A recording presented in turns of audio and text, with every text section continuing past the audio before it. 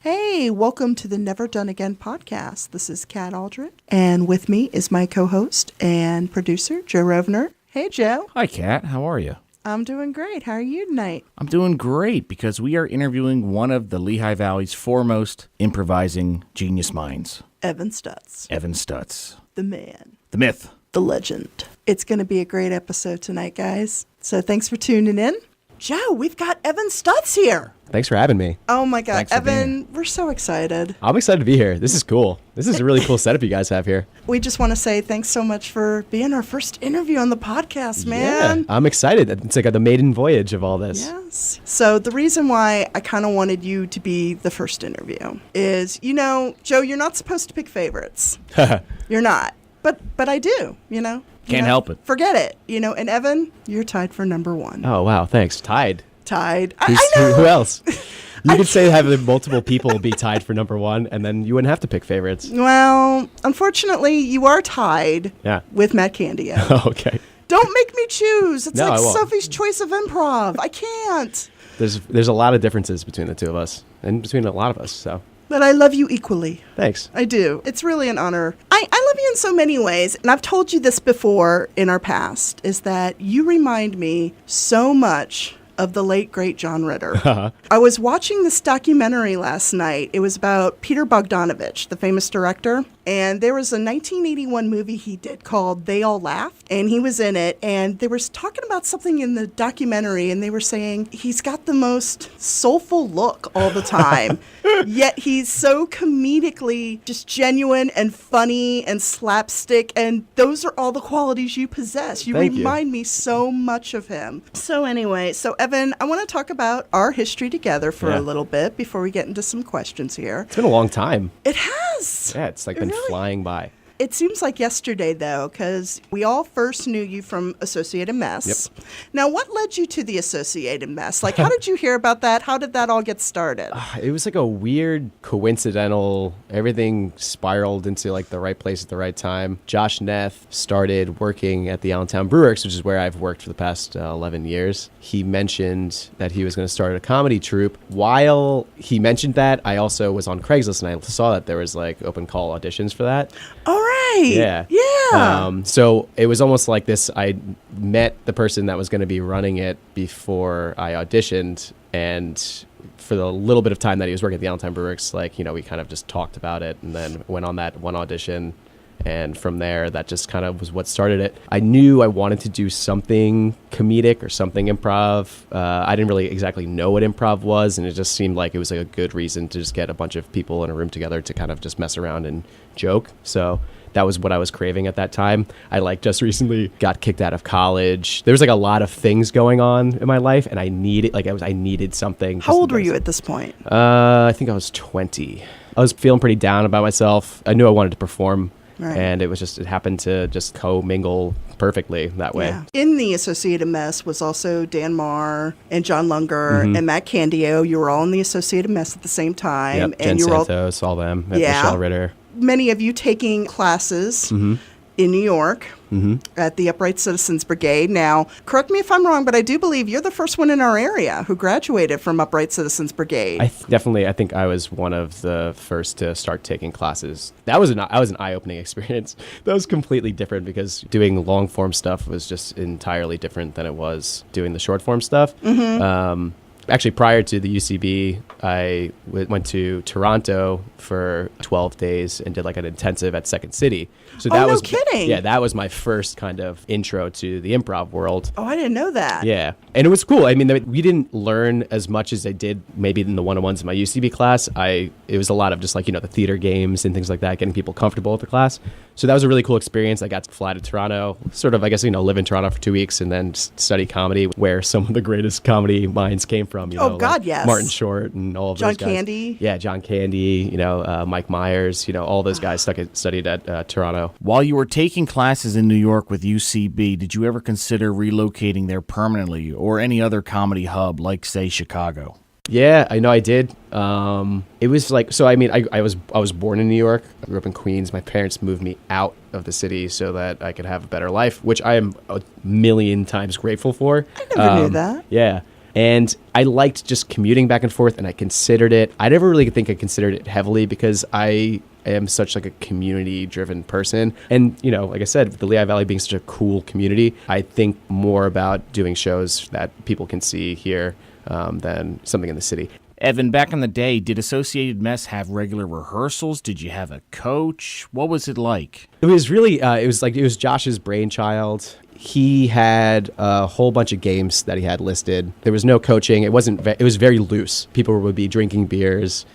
We would be just hanging out. We would be going through the motions of like, you know, what is funny about these games. And to be honest, most of the stuff was just like ridicule and being like really mean to one another in like the most fun way. The way that friends joke around was kind of how the shows were. People liked going to see like everybody just get horribly embarrassed on stage. When I came here in 2010, I was all alone. I had moved here with no friends. I didn't know anybody. And when I started seeing them at the Steel Stacks, I think it was 2012 now that I'm thinking about it. And I saw Associated Mess, and later when they broke off and did Mandu Bro, I was like, whoa. I was just floored by their talent. Because a lot of times when Associated Mess would perform, Cheryl would like be the host, and it would be you four still. Yeah. You know, in the beginning. And sometimes Santos would be there, Jen Santos. Sid. Yeah, exactly. Sid Stuffer. You know, but I was just, my mouth was just hanging to the floor in awe of these guys. And I thought, you know, nobody's taking their picture. Nobody's really promoting this. So I thought, okay, I'm going to start bringing my camera. I'm going to start clicking. I'm going to start seeing if things mesh. And Evan was the first one to like really give me a hug at the show and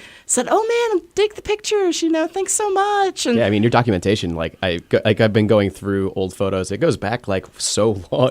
Yeah. And it's like, you know, all of us look so much younger back then. And we're just like little babies. And it's you like, didn't have facial wild. hair. Yeah, exactly. Right. Yeah. It's, you know, don't have all the gray hair that I have now. Evan, did Associated Mess ever discuss possibly trying long form, or was it always just a Whose Line Is It Anyway style short form group? Yeah, I think because we originally started out just performing in bars, which I think on a personal level, I think short form in bars is the ultimate way to perform.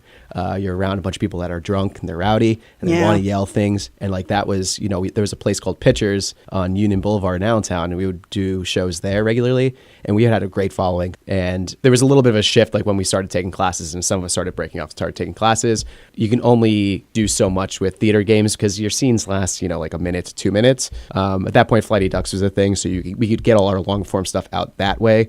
It was kind of like Associated Mess was just strictly, for the most part, just short form. Because it was just, all of us were just kind of blowing off steam and just looking to perform wherever we could and, you know, bust each other's balls, essentially. Yeah, so as I got to know Evan better as he would like perform around town and stuff, I was talking to my girlfriends, and when we first came up with the idea of the blog, they're like, you need to do something like with video, you know, let's explore that opportunity. And I'm like, yeah, but who am I going to do that with? And they're like, you should do with somebody big, like somebody from Mandu Bro. And I'm like, the closest one I'm with is Evan. I can't ask Evan. And they were like, well, do you even have an idea? And I was like, I sort of do. And I remember I sent Evan this text that was like a mile long because I was like so nervous describing to him this insane idea that I can't believe I even had the nerve to send it about he's my husband and we're in bed and we get up from this nightmare. Yeah. And Evan doesn't respond. And I'm like, oh, crap. You know, he totally thinks I'm a freak. What do you mean getting in bed and pretending it's a dream? What the hell?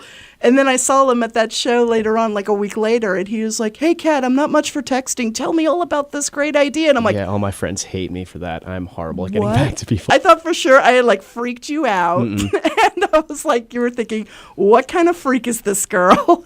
And then he came up to me and he was like, tell me all about it. And he was like really super excited. And I'm like, are you kidding me? And he was like, no, let's do this. That was a fun day. I mean, I got to meet your family. Yes. All that. Yeah. And I remember that so well. He was like interacting with my kid.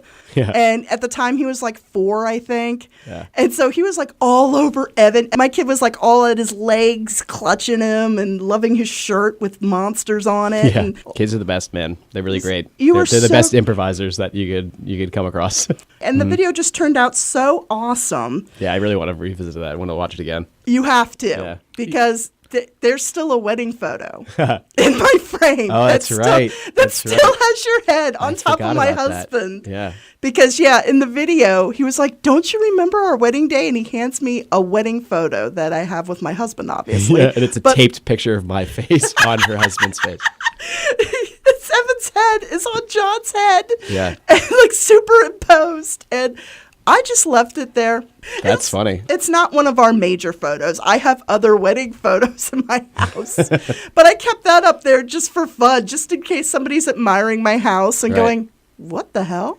Yeah. It's a nice talking point. I mean, I think it's better than probably like cutting your husband's head out. No. You know, that'd No. be a little bit creepy, I feel like. You just Or making a collage of like little Evan heads. yeah, right. That'd be weird. No, Yeah. it's daintily taped over. It can be rectified at any time. Yeah. But no, I think it's funny. I left it there. So Associated Mess predated the classes, predated going to UCB. And Yeah, Really? Yeah, I have nothing but love for Josh Neth for really bringing improv to the Valley in a way that was like so critical for like just getting a bunch of these performers together. Thank God. Yeah, it was so cool. And, you know, we performed in a space that was like right next to the Allentown Brewworks. It was like in this like dingy second floor. I'm sure like right now it's very nice because they're like redoing it. But it was just like a really cool experience just to have these people like all together, like that were just getting together. And like we're serious about it, you know? Like as much as it was like a time where people were just messing around, like people still showed up to rehearsal and people like made it like a priority. And it was like, I'm very fond of those years because I think it was like so low pressure and it's where you like really learned what made you funny. You know, Josh was like very standout in telling me that I was a very driven physically, like as my physical humor. And that was like always something that I would like embrace and would like, you know, considered. I think you are just the master of space object work. I mean, everybody's got their strengths, but where did that really come from? It's probably just coming from anxious energy. Just to sit and stand on stage is like a huge pet peeve of mine. So I always try to do something active on stage, whether even it's just like, you know, opening up a candy bar or something. It makes the stage picture just that much more. And it's just something that I always really focused on because I think it just makes everything a little more interesting. I always see the room Evan's in when he's on stage. Always. I mean, like when Evan takes the stage, I can see the coffee shop around him. I can see the kitchen around him. I can see the dining room table, and I see everything around him. He really does create the world right before your eyes. If you can understand the room that you're in, like in this imaginary world, it helps with grounding 100%. And actually, way back when I was taking classes with Amy Gerlich, she had this great exercise, which was just finding flaws in things. Because usually I when love we play, her. Yeah, when we play with, you know, improvising, typically, you know, we'll write stuff down and everything will be perfect. And, you know, and life's not perfect. So doing exercises with just like having flawed object work is great. It's a really great device for finding discoveries and things like that. Evan, I want to go back to something. You said Josh recognized in you early on that you are physically gifted and you really throw yourself into your performances. One improviser called you the human rubber band, and I agree with that. Yeah, there is like almost a Jim Carrey-esque quality sometimes. Oh, man, yeah. So I guess the question is, have you always just been naturally animated, or do you have to work on that stuff, the physical stuff? You know, I think it's funny that you mentioned Jim Carrey because that guy was like so huge for me when I was a kid. And I think most comedy of the 90s was like very, like if you revisit it and you watch it now, is so physically driven. And it's almost cartoonish. I think that is what kind of like rubbed off on me in the way of like being physical. I don't say that I practice physicality. I think it's just like how the internal in me just expresses myself. That just like it naturally just kind of comes out of my limbs. I try to stay limber, like I do yoga, things like that, to just try and, you know, be as mobile and movable as possible. But in the way of like practicing that stuff, not too much. I wish I had a better answer and said that I'm like on top of cliffs and meditating on my physicality, but not really. Was it in living color or was it his movies? It was also his movies, yeah. I mean, The Mask. Mask. Like, actually, I was talking to Matt Candy the other day. We were just joking about it and how I would say somebody stopped me like all the time when I was a kid. Like, just it it's annoying. Like, all the home movies that I see, it's just like me. Like, I remember after seeing Ace Ventura, there must have been like 2 weeks where I just went around talking like Ace Ventura. Yeah. And my brother finally had to say, "Hey, stop it." Right. Yeah, like that whole the sliding door bit of Ace Ventura. You know, when he's screaming, saying that it couldn't possibly be like nobody could hear him scream, and he's like yelling and then pulling the screen door shut. Like, there's just all those physical bits were just something that's always stuck with me. I think we really had it good when Carrie was in his prime, right? We had Ace Ventura, followed by The Mask, followed by Dumb and Dumber, followed by The Cable Guy, Liar Liar, just kept coming. And you thought this guy was just on top, and then suddenly he just kind of stopped, or he just started moving. It's funny how like it started getting more twisted then too, you know, because it was like very innocent. It was very kind of child driven, and then, you know, you have something like Me, Myself, and Irene, and then you have like The Cable Guy. Even Cable Guy is like very twisted. Dark. And he did kind of stop. You know, I watched that Comedians in Cars Getting Coffee with him. We and got still serious. Incredible. Along came The Truman Show. Yeah. And in Carrie's absence, I think I've always been asking, well, who's the next rubber-faced manic comic genius to come along? Because right now there's a big vacancy. Right. I don't see much physicality in comedy today. You know, I think that when you revisit like The Mask and you revisit those movies, it's absurd. It ends up being absurdist, and I don't know what has done that specifically. I think Jim Carrey was the second coming after John Ritter. I don't think we've seen it since, you know, John Ritter, and then Jim Carrey came, and now we're waiting for the next. Yeah. I think. Yeah, I hope can't that think people of anyone. think that that's still funny, you know? Oh yeah. I would hope that would be something that people would still be into seeing. I don't know. There's a very like pessimistic viewpoint when it comes to comedy. Like, you kind of have to be like struggling or like kind of mean. I feel like a little bit like in comedy these days, like in the way that, you know, where something that could be physical. It's so different now. It is. really is. Comedy keeps changing like every 10, 15 years. It's Yeah. you know, now you've got a new duo prov with Matt Candio. Yep. And it's We're Good, You're Great. Yep. And how did that get started? I don't know, man. I have been through it all together for so long. You've collaborated before with Matt too. Yeah. And I mean, duos. well, because, you know, we like, you know, going back to the Associate Mess, we were in the same audition as each other. So like from there, like we kind of almost immediately hit it off. Did you ever view each other as rivals at any point? You know, that's again, that, you know, you're like so perfect at putting these like words in this. Like Josh Neth consistently during short form games would pin us each other as rivals. He would say, "You're rival this, you're rival that." I remember one scene we were rival beat poets at one point. And it was at the Civic Theater. We did a show, and that was still like one of the funniest scenes I think I've been in. And that was like, you know, from there, our sense of humor was pretty much kind of pretty parallel. I feel like we both had the same sort of ideas about stuff, or like what was funny, what we considered funny. And it's just always been, you know, this kind of just like I have this man crush on Candio and vice versa. Who we doesn't? Just like, yeah, right. I have watched, there's a murder house set on YouTube. Yes. that's yes. I've watched that at least, I think, Yes. 2 or 3 times. Yeah. I love that. And That it's was just, a great, that was one of my favorite sets, I think. and even too, though yeah. it's just the two of you, it really goes places, you know? I think that only happened 3 times. Yeah. Like you guys got together as Murder House like maybe 2 or 3 times, and that was it. You know, with the community and everything else, it's like it's hard to, you know, perform regularly. And, you know, I want to give my time to rehearsal and like polishing something. So, yeah, we've always worked well together, and I'm happy to have this like new endeavor with him, start that. I've seen you guys a couple times, and they're amazing guys. If you haven't checked them out yet, you've got to get out there and see them. They're the first Friday every month of Steel Stacks. Yep. It's got to be a weekly show. I don't know about Ryan weekly. Hill, if you're listening, and I think you might be, make it a weekly show.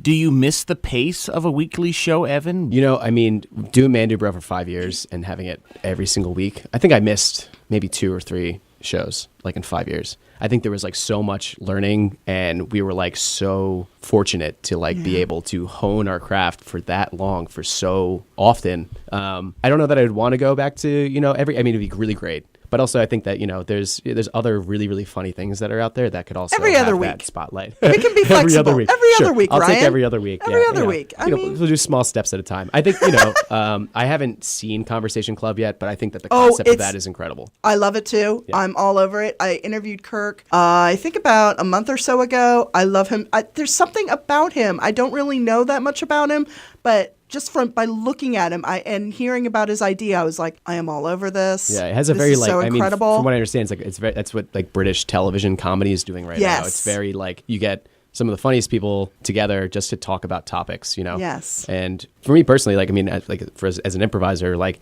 that's kind of what I want to bring to the stage as well, in a way that is just like really grounded scene work and having characters that are very believable put into like, you know, ridiculous situations that have maybe some quirks to it and nothing really more that's like so bizarro. That's kind of like where I am comedically in the way of like exploring that, you know, because you have so many levels of exploration when you're start doing comedy. I'm in like this serious phase of comedy here. As an improviser, what was the biggest difference from the Evan that started in Man Dude Bro to the Evan that ended 5 years later? I would say just even, I guess, like confidence alone. Doing Man Dude Bro, when we started out, was just like a once a month show, or we would get shows where we could. We harassed the hell out of Ryan Hill.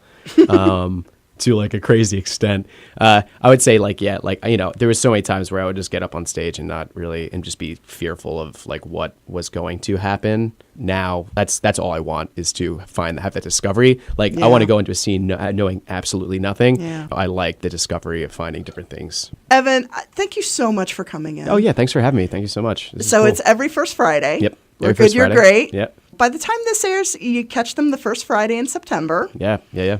We don't know who the special guest star will be yet, but it's always somebody awesome. They always pick amazing people from the Valley to work with them. Yeah. And we can say at the time of this recording, you know, tomorrow night is Richie and Kelsey. Yeah, for sure. Oh, can I plug something real quick, too? Of course. At the end of September, so hopefully, I guess when this comes out, September 30th, or it might be the 31st. I think it's the 30th. Richie and I are doing a show called Sitcom Night over at Steel Stacks, and that's always a really fun I hadn't show. heard this. Yeah. Oh, Yeah. I'm going to be there. I will be there. Sweeps Week. Sweeps Week. Right? Yeah. Sweeps Week, It's the second one we've done, and it's one of my sort of really fun show to produce. I'm Who's in excited it? about it. A bunch of people. We haven't really cast it completely yet. Okay. But it's all gonna be a surprise. We will definitely try and be there for that. And Evan, thank you so much again for coming in. Yeah. Thank you for always being awesome on Yeah, stage. Thanks. You too. Thank you for being great. It's just such a joy to watch you do improv. That's why I kept coming back every Friday night. I used to say to them, you know, I've got things I could be doing. There's better things out there I could be doing, but seriously, nothing was better than seeing Evan and his bros perform on Friday nights, man. I appreciate you guys coming out. Okay, Evan, it's been awesome. Yeah, thanks for having me, Joe. Thanks for having me, Kat. So, Kat, what shows are appointment must-see improv coming up here in the Valley? Okay, so coming up in the middle of the month, we've got the Bra Bra. It's Duo Prov on August 14th, and that's a Tuesday. And then it happens again on August 28th, another Tuesday. And that's at 8 p.m. It's $5 at the door, the Duo Prov at the Bar Bra. We also have Spitfire with special guest Kirk Griffith at Steel Stacks, Friday, August 17th at 10:30 p.m. Later on in the month, we've got the roast of Richie Wormkessel on Thursday, August 23rd at 8 p.m. He's a local improviser and comedian, and that'll be a fun show to check out. And finally, at the end of the month, we've got Guilty Pleasures. It's a game show by Aaron Alkazov, and that's going to be Thursday night, August 30th, 8 p.m. at Steel Stacks. Thank you for listening to the Never Done Again podcast. My producer is Joe Rovner. Our opening and closing credit music is Try Anything Once by Lee Rosevere. And we want to give a special thanks again to Evan Stutts for being our first interview. If you haven't done so already, give us a like on Facebook, Never Done Again blog. And we're also on Instagram at Never Done Again blog by Kat Aldrich.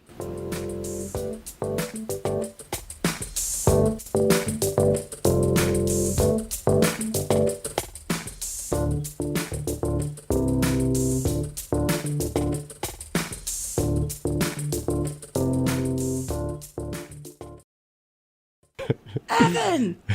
Just shaking Tell my us body. the secrets of improv! I don't know.